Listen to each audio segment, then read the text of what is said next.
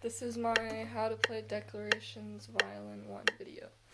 So I have my metronome at 88 for the beginning, and it's forte. I like to play it in third position to avoid string crossing and open strings, so you don't have to go or string crossing there. So I put my second finger D,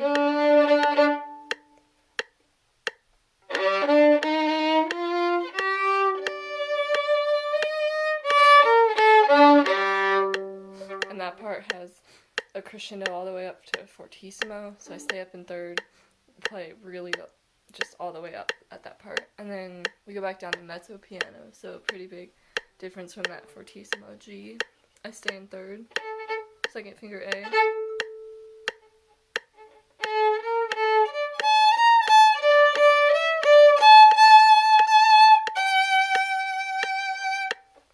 another big crescendo, back up to forte, and I stay in third, and then we go back down to piano for the D.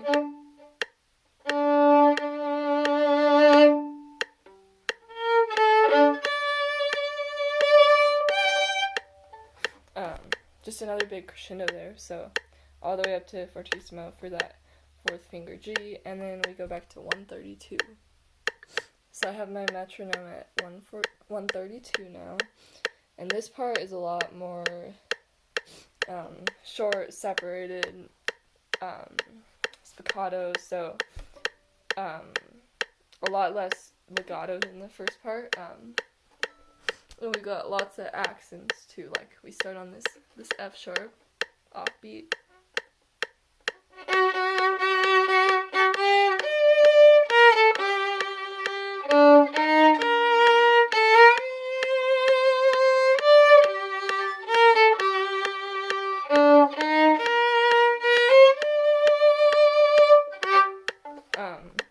So we have accents, and even though it's mezzo forte and not quite forte yet, we have a crescendo within that measure, so really bringing out the accents on both those up bows at the F sharp.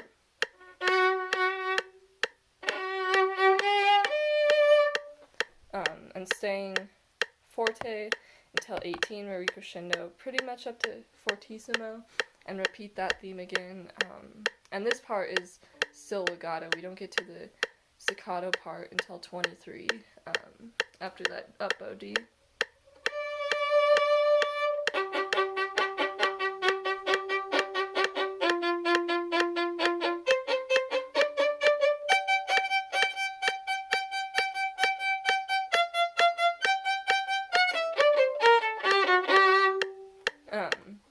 And it says sim over the top, so that means that even though this staccato is written only on the first measure, we're going to play it through all those measures, including that crescendoed measure up to the G, which isn't staccato.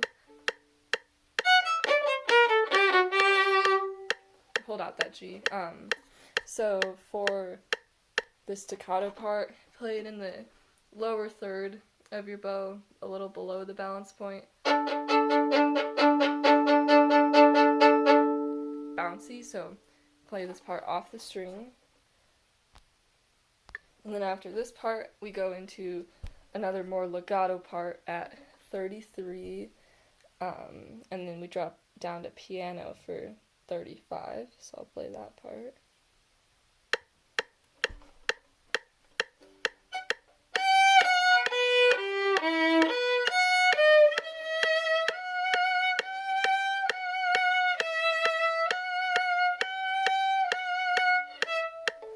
So I like to play that part in third position, which I think is written in, yeah, because it sounds a lot warmer with the piano. To play it up high with the vibrato than down here.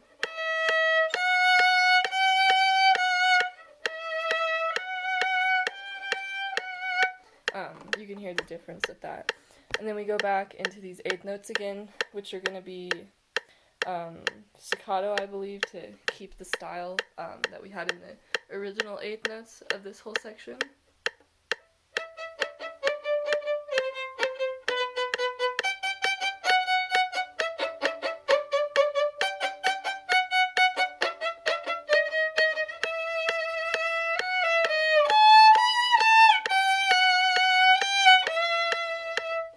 and then right back into another legato part. So I like to be extra legato to bring out the contrast there. We say legato for a while.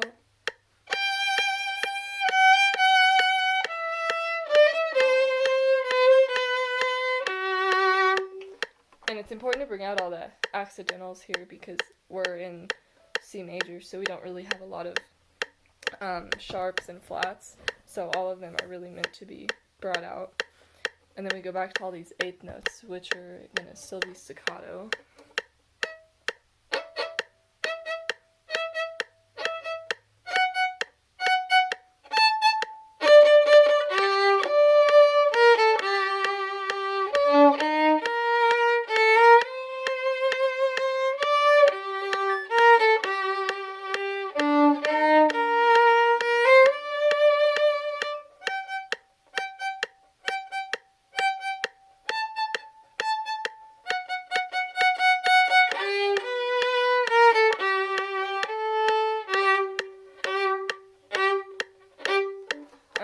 So we keep going back and forth between legato and staccato with that repeating theme.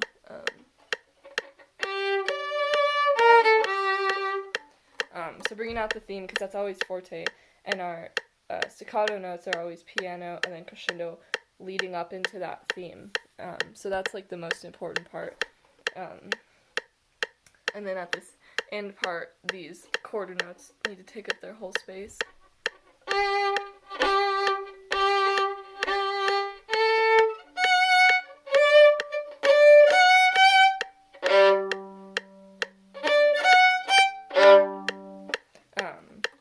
We have that retake, but there's no rest in between those last two notes, the G and the low G and the high G. So we do have these other rests, and in this part we just have these four notes, all forte in a row, and they're not accented, so they need to be smooth, but still really just popping with that retake, and end it with that big, loud, open G. So that's how I play declarations.